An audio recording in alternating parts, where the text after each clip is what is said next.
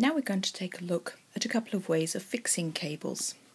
Let's just imagine we crossed this cable wrongly. Instead of a right cross, it should have been a left cross. And it's a 3/3 cable, and that was all we did wrong. So all we have to do is to release half of the cable stitches, ladder them back and pop them through to the front of the work. I prefer to release the under layer so that when I'm rebuilding the stitches, I'm rebuilding them on the front of the work. The first thing is to segregate the stitches that you actually need to ladder back. So these are the stitches that we're going to ladder back, and we'll release those. The others are quite safe on the needles. Just put a needle or something without a hook on in between two of the stitches and ladder back all 3 stitches. So you've got enough yarn there to make one row of the cable again. And another one. And we keep going until we reach that connecting row.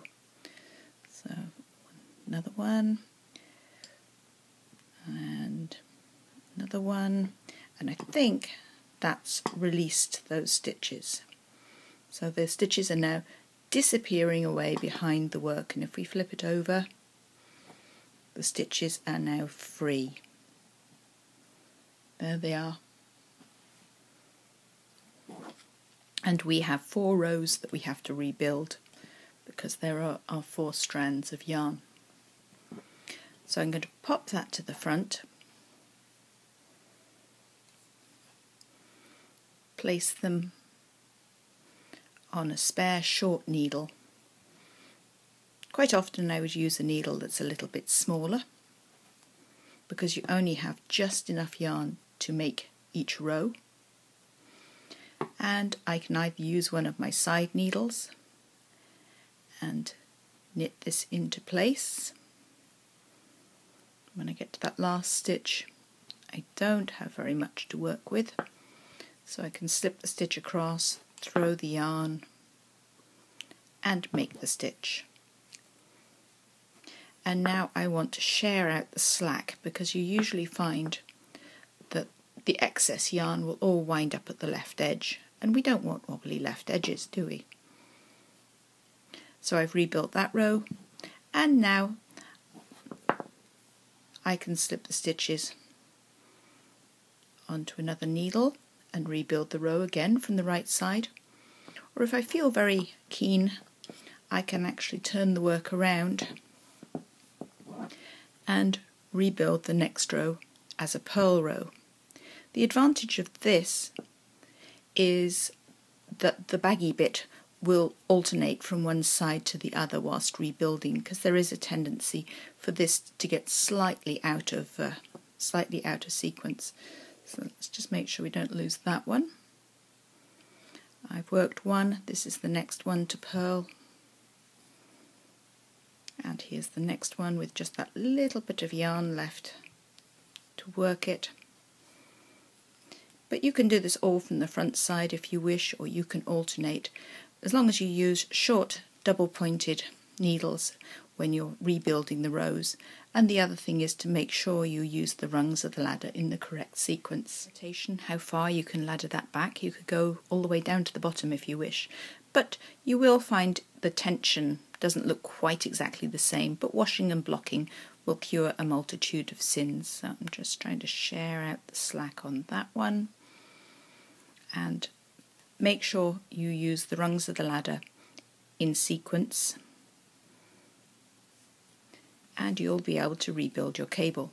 Now, we couldn't turn a 4/2 cable into a 3/3.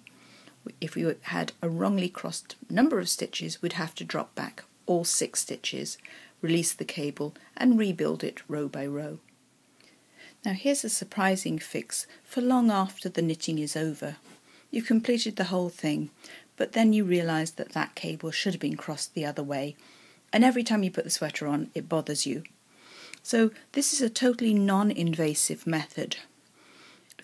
If we tuck our sewing needle up the side of the first cable edge stitch with the matching colour yarn and reach over the cable cross and find the base of a stitch on the other side of the cable as close to it as you can get. Sew round it where the stitch wants to be a V. Come back to where you came from on this side, so back into that same stitch and under 2 stitch sides. Then back across the cable again to the neighbouring stitch, and you can decide whether you can go down a row. Let's see if we can go down a row there, and again it wants to be a V. Back to where we came from and under 2 stitch sides, and if you see, that's like the top of a letter A on that side, so it looks good.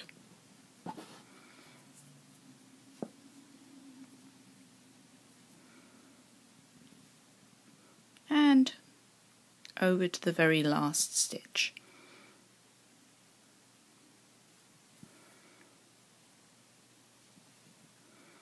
And back to where we came through and through to the back of the fabric. Now, it doesn't look much at the moment, but it's an awful lot better. And then if we just gradually tighten up these stitches so they're a little bit more normal looking.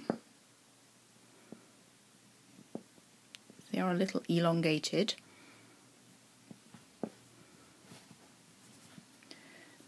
And then bury the yarn tail, and in a sea of a million cables, no one's ever really going to know the difference once those 2 ends are hidden.